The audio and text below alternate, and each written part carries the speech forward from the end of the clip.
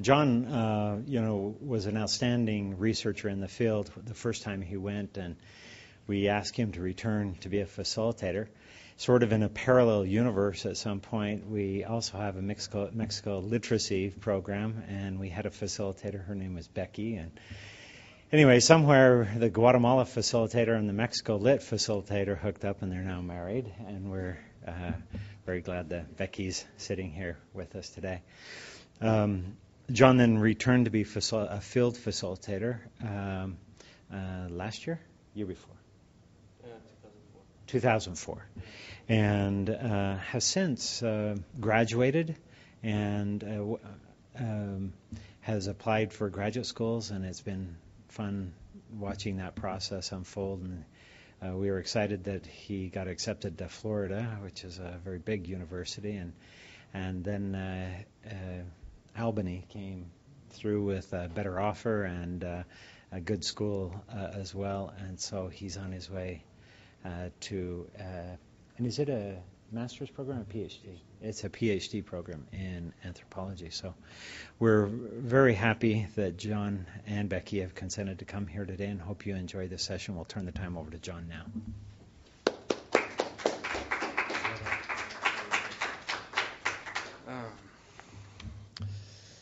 Thanks, Dave, for that introduction.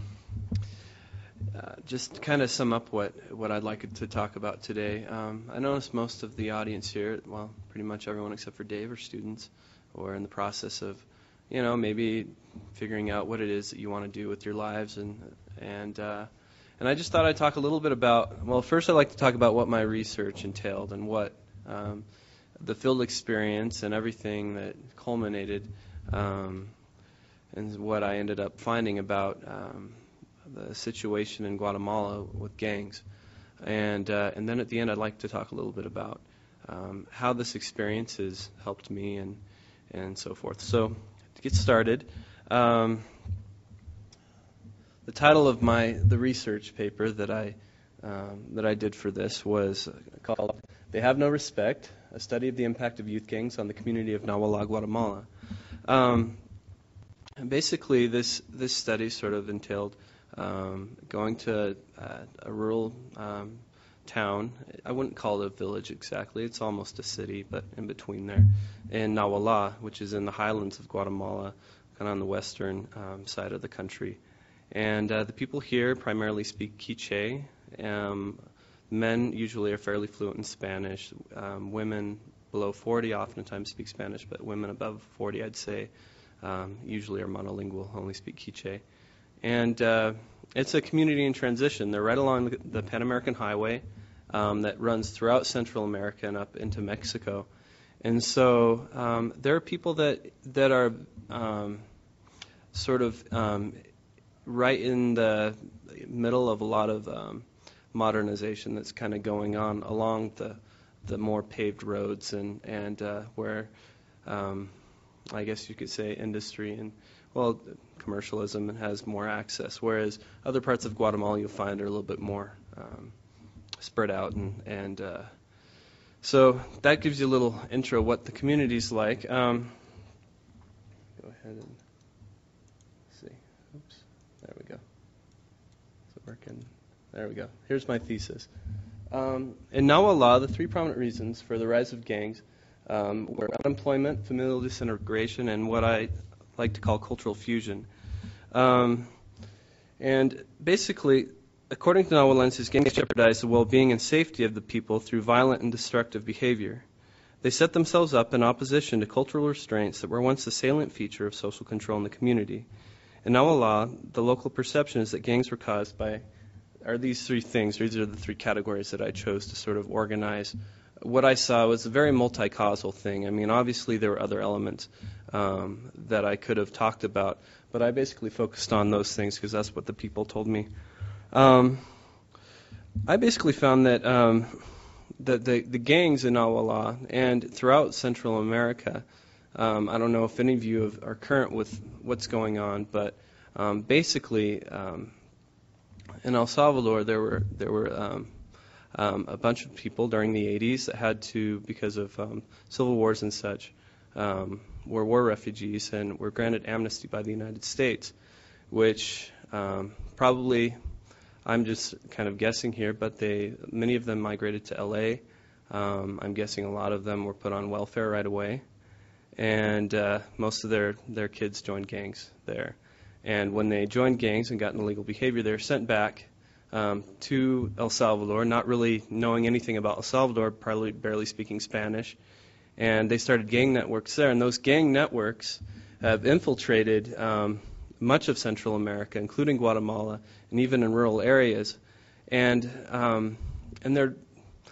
this is something that's just gone on in the last 5 years. According to a guy named Rogers, he says that he classified gangs in Guatemala as little more than neighborhood friendship networks that revolve around more or less legitimate pursuits, such as playing sports, listening to music, drinking or consuming drugs, and engage in only low-level violence, such as street brawls, muggings, and pickpocketing. My experience in Nahualá showed me that while there are various levels of gang activity, there are people that are involved in it on a very superficial level. There's also quite a bit of violence going on. In fact, there were 6 murders that were reported while I was there in the 3 months. I'm sure it has increased. And the situation was kind of coming to a head. And so a lot of things have happened since then that I've become aware of that I won't talk about here, but the community is starting to deal with the problem. So it's really an interesting process that's going along. So here we go. Got this all wrong. The methods that I used for my research were direct and indirect observation, participant observation, structured and semi-structured interviews, and I also used focus groups. I got groups of people together, and we just kind of talked about the situation, how they perceived the problem. Unfortunately, I wasn't granted access by the IRB. That's if any of you are going to be doing research in the field or anywhere, a lot of times you'll have to, especially if you're getting funding, they'll go through a review process, and they didn't grant me access to interviewing gang members directly. I did interview former gang members and kind of observed what was going on, but I didn't really get into the actual gangs because I wasn't allowed to by the IRB. But what I did do was I talked to community members about their reaction to the problem. The first aspect that I'm going to talk about, just kind of talking about what gang life is like in Nahualá.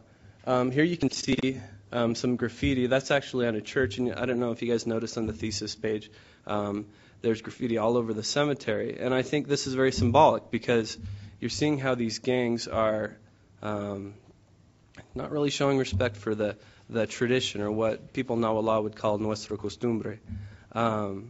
They see themselves in opposition to all of these things.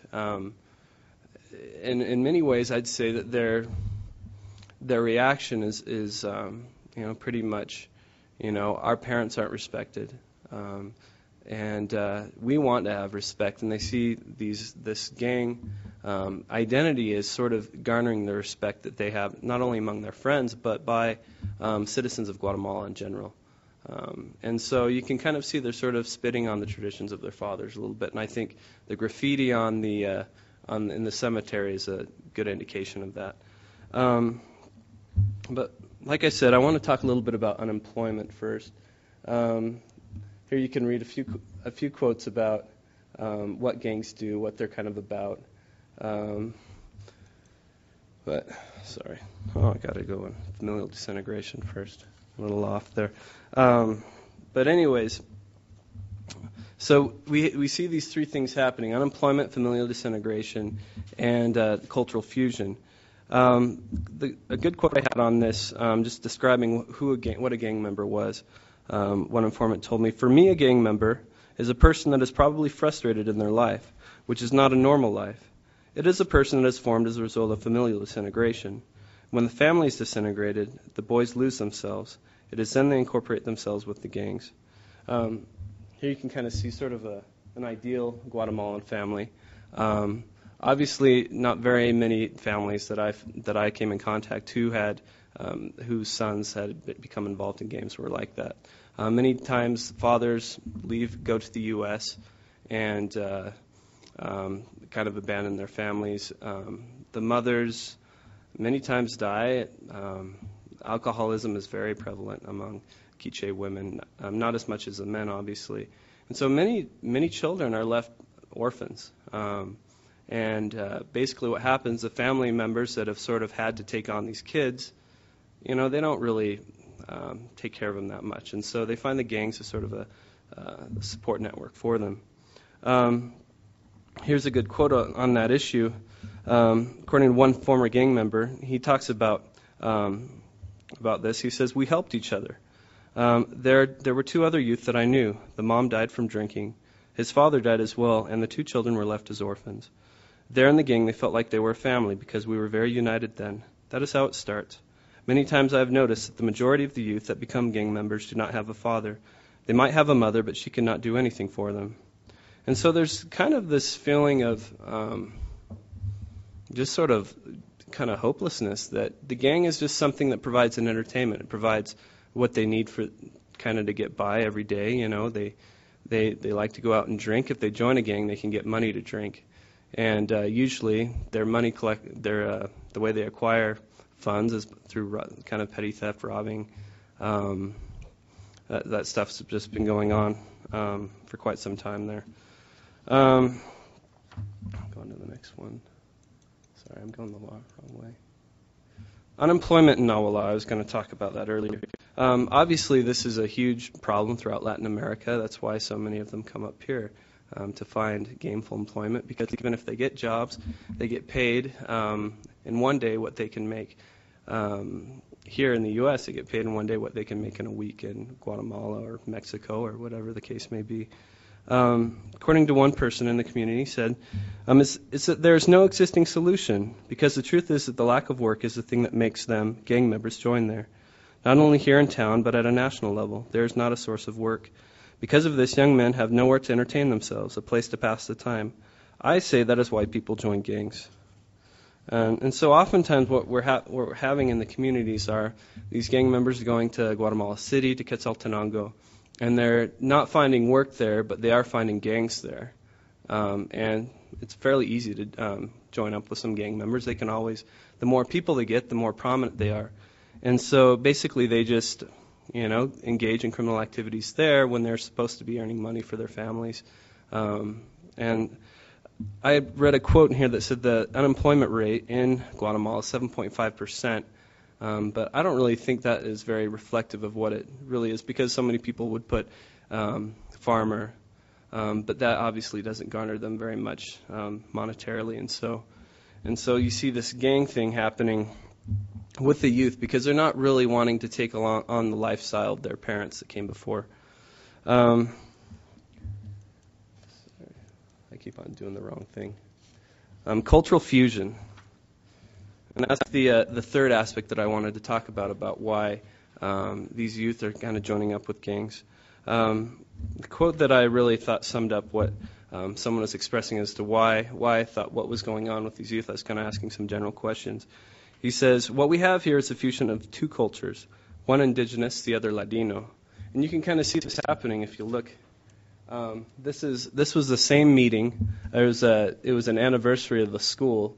And they put on, Guatemalans are great for just showcasing. They love exhibiting their talents, and also they have what they call, and when I was in Nahualá, I saw about the churches and the schools had probably an anniversary of something every weekend. And they would have sporting events, and they also have dance festivals, kind of what we do here in Utah, where we had, that's something that's very prevalent. I see it like at the BYU Stadium, all the dance presentations and things. They do the same thing in Guatemala. And you can kind of see here, you have the traditional element of the presentation with the youth, the boys in traditional dress, kind of doing a folkloric kind of cultural dance that's representative of their roots. But what I was interested to see was just how many of more modern dance kind of presentations that went on. And you could tell that the youth were really excited about these things, whereas this part, wasn't really received all that well by the youth in the community. But the adults, were more interested in that. But once this kind of happened, that I could just the look on the adults of seeing these guys kind of dancing to sort of like modern dance music and stuff. And what's also interesting is the boys never wear this in town at all. The only time you see anyone wearing this type of clothing are men that are probably 40 years older, 40 or above. Whereas the youth are never, except for the girls do. The girls do wear the traditional clothing, but when they would put on their dance routines, they would get into modern clothing, and it was a really interesting process of kind of seeing kind of what are the social norms in the community and how, while it still isn't acceptable for women to wear kind of Western clothing for this sort of school presentation, it is appropriate when they are putting this on for the community. And this is all connects to gangs because it's kind of something that's going on in a general level, this sort of replacement of sort of the traditional, what our fathers did, to this more modern type of thing. Says, according to one of the people I quoted in my study, youth gangs tend to develop during times of rapid social change and political instability. And so what basically is going on is things are just sort of morphing a little bit in Nahualá to just sort of a different definition of what it means to be indigenous, or complete rejection of that identity and choosing to be a gang member. Okay. Youth gangs in Nahualá represent an anomalous presence. They are neither fully Ladino nor indigenous. This phenomenon was documented in the U.S. among Native Americans, where bioculturation caused by a crisis of identity among Native boys of the Meskwagi Indians. Gang members no longer see themselves as part of the culture their parents grew up with. They are rapidly adopting behavior, including styles of dress, language, and attitudes that seem foreign to their parents and the other members of the community. As the cultural gap between the older and younger generation continues to expand, youth gangs are one element that will most likely remain difficult until the process of cultural fusion. So until there comes sort of a synthesis of these two cultures and kind of some of these economic and social issues are sort of addressed, you'll see this kind of gap widening, I think. In a recent study, a guy named Rogers examined the three types of intervention programs that have been used with gangs. While he cites that there's little information on programs in Latin America, he uses programs implemented in the U.S. as his model. These types of programs are outlined in his report, and they fall under a few categories. Let's see if we can find here. You can kind of see the changes going on in the community as far as modernity. There's an internet cafe in Nahualá, whereas these youth were sort of encouraged to go out and hoe in the milpa in the cornfields. And so you see this sort of, they didn't really want to go, there's this, all of this sort of, they don't know where they stand exactly a lot of times. Okay.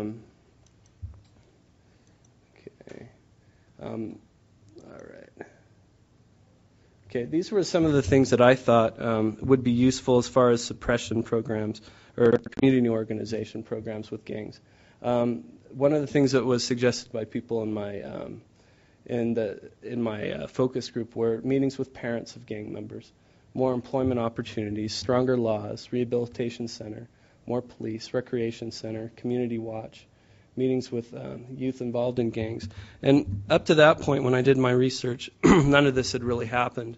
But I was made aware, and I haven't really included this in my research yet, but while I was a couple of years after I left, or about a year after I left the community, the elders got together and said, we're not going to deal with this anymore. They got the youth in the schools that were, they had them all stripped down and noted which ones had tattoos, and were known to be associated with gangs, and they basically told them that you're marked, we know who you are, and you better not screw up anymore because we'll take action. And usually that translates into fairly strong action in these communities. These people don't really have much to rely on as far as institutional things from their government, from the police force, from the basic the justice system in Guatemala. And so many of these indigenous people take matters into their own hands. Lynchings are starting to become more common again, whereas they had kind of trailed off after the Civil War. These things are going on. And so what I'm interested in studying is how these sort of changes take place, because people are becoming educated and aware that there are other ways to deal with problems as far as rehabilitation, developing sports and other positive activities for youth. But you still find that these are difficult issues for them to deal with, because this gang problem hasn't existed in these communities until the late 90s. Anyway, just moving right along. National intervention is just something I want to touch on briefly. This is something that needs to be worked at from all levels, from a national level and from a community level. According to one member of the community, he says, the government can add more soldiers and more police, but if there's no plan, they cannot do anything.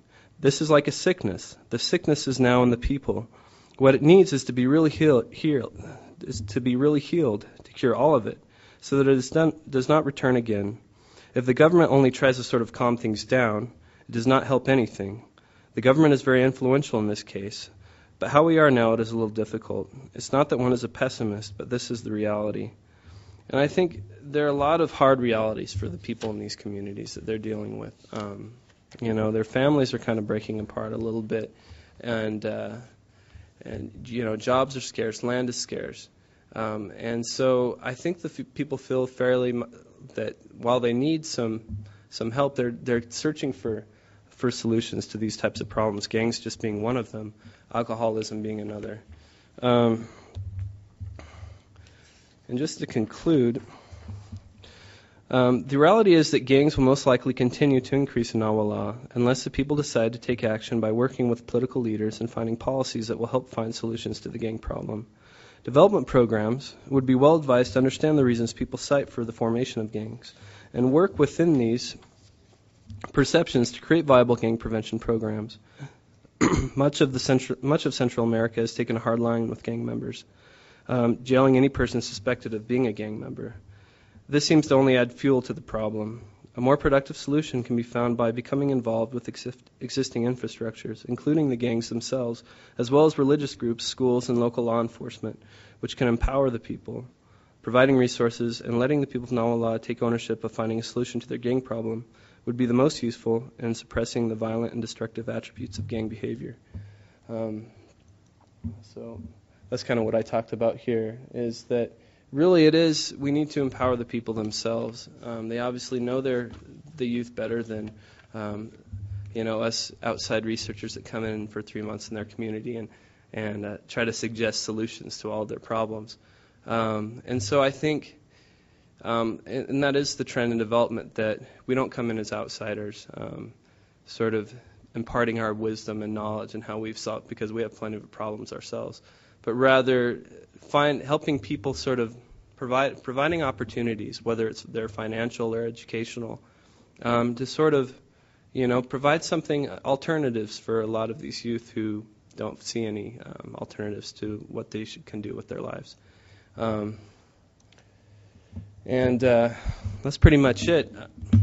I also want to take the time to sort of thank publicly, although many of them aren't here, Dr. Hartley, Dr. Hawkins, other people that were involved within my research and developing it, and also the people of Nahualá.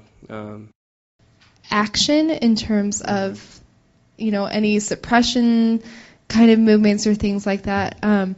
How do you feel your empowerment model is going to be enacted? If they are already meeting as a community, already talking about these issues, what do you think needs to be? Is there an education? Is there something that we can offer from our Western understanding in addition to what they already are doing? Does that make sense? It does, and I would be really cautious to suggest anything that I think will help, quote unquote, fix their problem, because it's such a sticky issue, and you can't implement, family values and those types of things which exist in this community. When I say strengthen the institutions, I don't know if financially is necessary, with like throwing money at problems that are going to make them go away. But I think there needs to be if anything, something emphasis on education, and not only providing educational opportunities, but also helping, something to happen so that real viable job opportunities are provided for these youth. Because, so many people that not only in gang behavior but in alcoholism, which are very connected. I knew a lot of kids that would get sobered up and would get really excited because they heard about a job opportunity coming. And usually it was in teaching, because that was everyone there becomes a teacher usually.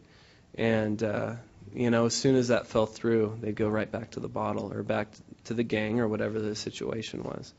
And so, a viable solution, I think, really things in Guatemala need to change. First of all, I think, the government, the United States government or whoever, needs to kind of apply some pressure on the right things. I mean, the United States has declared a war on drugs throughout the world, and they throw a lot of money at Guatemala to help deal with their quote-unquote drug problem. But really, I mean, the biggest drug problem there is alcoholism, and we don't provide any money to help implement that. So if we're going to throw money at something, I think they should throw it at that. And that hasn't really worked yet. So I think national policy is one of the things that could help a lot of things. Yeah, Dr. Lyon.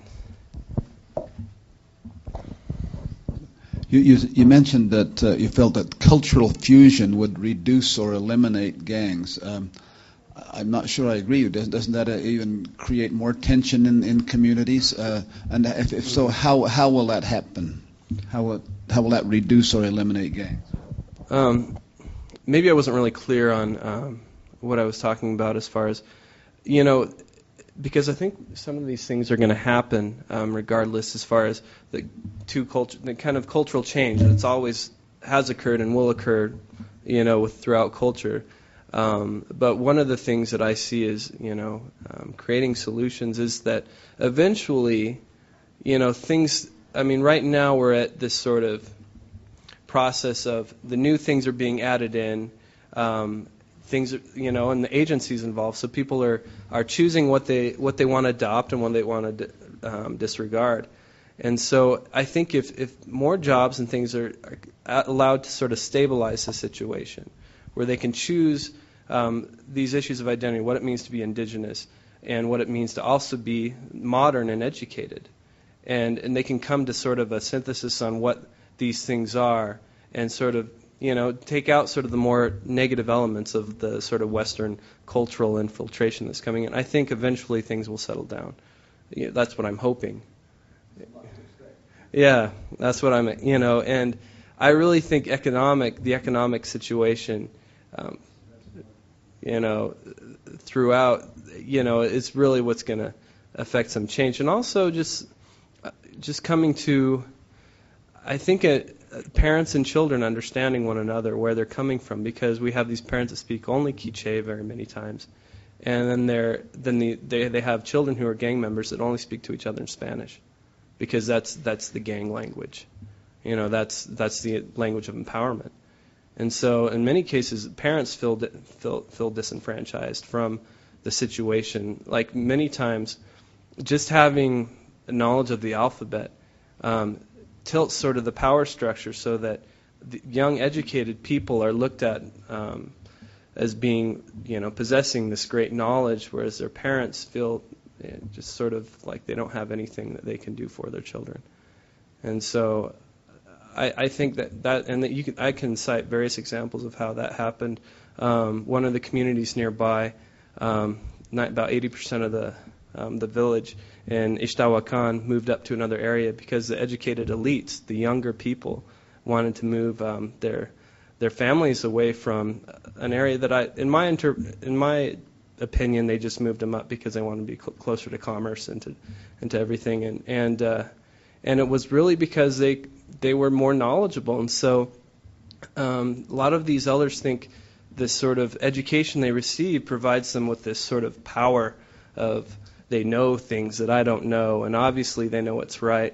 And I think parents with gangs, they don't know what to do with their children because, one, they're more educated than them. Because most of these gang members have gone to school and obtained at least a 6th grade education many times. and they never received that when they're younger, and so there's a power balance that's out of whack too. So anyway, yeah, Dave.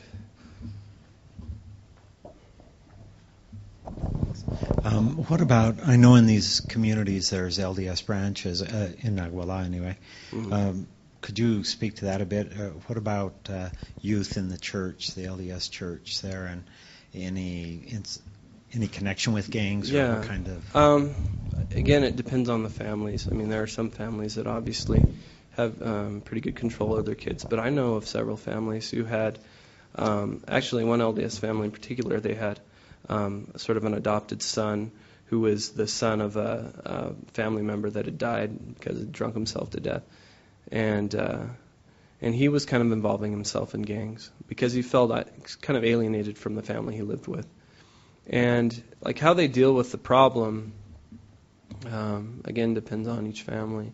But is the church doing anything? Not that I'm aware of. I didn't look at that enough, but I mean, they provide sports and things like that for them to do. But yeah, Tristan has a question here. Maybe is that Alonzo's family? Yeah, that was the family I lived with over the summer. So I just to speak to that. In his situation, they actually confronted him about it pretty seriously. Raided his room and took all of his gang paraphernalia and bandanas and things. And actually, they gave him a calling in the church as the secretary of the ward, and he started coming in, and at least according to his adopted father, a huge part of his transformation was his activity in the church and that particular calling. Yeah. So they I don't know whether that was initiated by his family and they asked for the calling, or whether the church decided it. But either way, his adopted father was pretty, I guess, influential. He was the bishop at one point. And so. Yeah, you do see that. Usually, the parents' attitude towards their children is fairly punitive. You know, they're not. It's not this kind of our sort of, you know, let's sit down and talk about it and you know, reason with you and like, why are you doing? It's more like this needs to stop, and we're going to take care of it. You know, and I did talk to Alonso about that, about his adopted son and how, and I remember that situation. I mean, obviously in the church there is the church isn't huge there. It probably makes up maybe 1% of the population in Nahualá, and so. And they are very, very tight-knit groups because they're all, not only are they all members of the church, but they're also usually family members too, because people join along the lines of family in Guatemala especially, I think, and these indigenous areas. And so there's a good amount of social control within the church, and that's reflective of here too. I think those sort of family values and that kind of thing it translates into Guatemalan or Quiche culture as well, and so just in a slightly different form, I'd say. So, yeah. I've got kind of just a question then. I guess one of the ways that it happens around here or in Mormon culture in the United States, there's a lot of youth groups, the mutual scouts, things like that. And one thing that we ran into in Guatemala was a lot of parents talking about any groups of kids being gangs. If they were hanging out, doing anything, it was suspicious gang activity. In particular, one of the meetings that they had this summer, the mayor identified 4 groups as gangs. One was 13, 18, Salvatrucha, which are gangs, and the 4th was the Rockeros, which is not a gang, at least according to the people in it. It's just kids that like rock music. And like to drink together and have fun. Exactly. They're kind of more of a social group than a violent gang. Yeah. And talking to the people that I did, these are the Salvatruchas and the 13 or the 13, where they were, I mean, at least by name, connected with these international gang groups. Whereas the Rockeros were more, like a social kind of group of guys that liked rock music. So I guess my question there, which is something I'm hoping to research some this coming summer, is the ways that youth groups seems like one of the best solutions you could have to get people out of gangs is the same way that they get into gangs. Is just have them have groups that care about them, that they can spend time with, that they can help their identity there. But it seems like there's this difficulty when their parents view any group as qualitatively equally suspicious, equally dangerous. Is there any way around that? Well, here's one of the things that I see, that the Quiche in general in Nahualá, I'm qualified with that because I can't speak for all Quiche, but it seems to me like for them, it's looked down upon to have their children outside of their home. If they're like, I can't remember how many times I'd hear it from the family I lived with. It's like, he always likes to be out in the street. He's never at home, and that's a bad thing, right? That their sons or daughters are outside of the walls of the home, and so you have to confront that issue and help them understand if they're involved in an outside group that it's productive. And I think what would need to happen is whoever's in charge of those groups would need to go around and talk to the parents and say, look, I'd like your son to be involved with this little organization that we have. A lot of the former gang members who are older, who had kind of decided to leave the gangs, were involved. There's quite a few evangelical churches that are also involved in academic pursuits and vocational skills. And a lot of them joined up with that, learned how to weave, because the men in Nahualá traditionally weave the dark clothing that they make skirts out of and things, whereas the women do the embroidering. And so men are kind of getting involved. Former gang members I know of are getting involved that way as well. And that's very accepted. Like if you're working, that's totally fine. But having like a group of youth that get together and kind of a social club, kind of like the buttercream gang kind of a thing, I don't know if they'd see it that way unless there was it was like church sanctioned. If it's church sanctioned, I think that could go a long way too, because these people are very religious. How much more time do I have? 5 minutes. We can take another couple questions. Okay. Are there any other questions about? I'll let my wife. Sorry. Go ahead. Okay. Well, first I kind of had a comment of my own.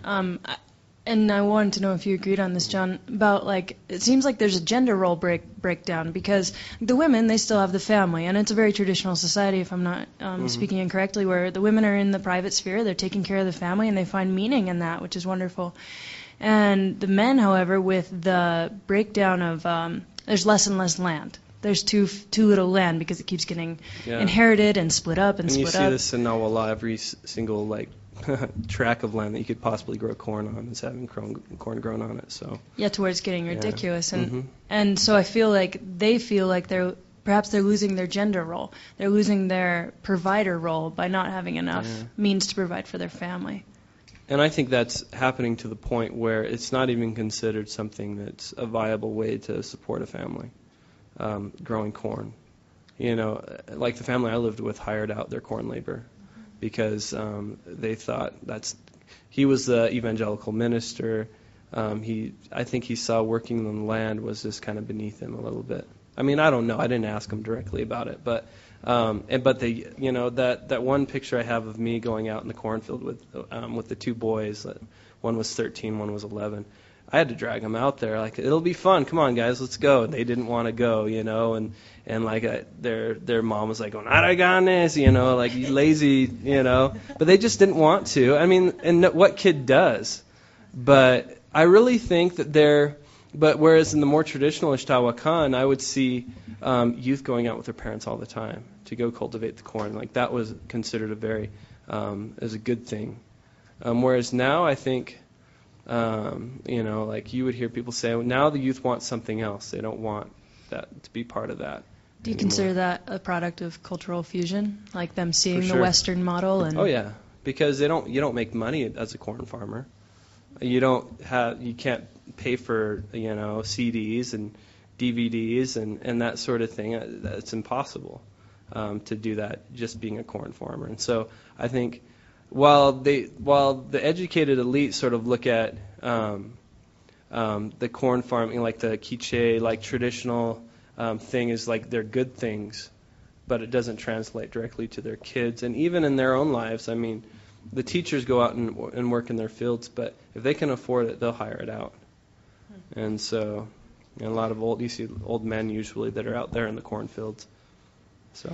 And then my other question was, you were talking about unemployment, how it's 7.5%, and how that could be skewed because they're putting farmer. One of my questions is, though, could that be racially skewed? As in, is there a sort of racism going on when indigenous people go to search for work outside of agriculture? Are they being turned down more than Ladino who search? Or I know you didn't really look at that, but well, for sure. I mean, especially if.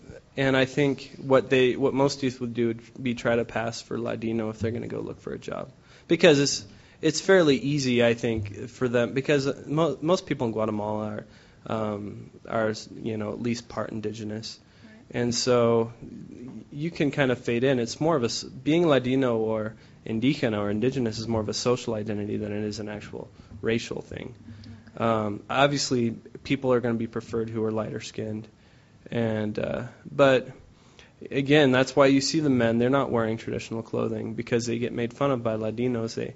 They call them, oh, look at the guys in the miniskirts. That's one of the things that you hear about, that they get made fun of. And they make fun of the Ladinos as well. A lot of the school presentations I went to, they did these little skits, and they would show, them making fun of the Ladino with the sunglasses and lazy and smoking. But you see, that's what the gang members are doing. And so while they acknowledge that they make fun of it, at the same time they adopt it, I think, because they feel like it empowers them. Right. But your question was? Oh, that, yeah, just racism and hiring practices. I don't know directly, if they have problems with that, but I know it is an issue. But you saw like a concentrated effort to look Ladino when they would go look for a job. Yeah, and the teachers especially were very much had the Ladino look to them, and they would speak in Spanish amongst themselves. They wouldn't speak in Quiche. And so, is there any other questions? Okay, great.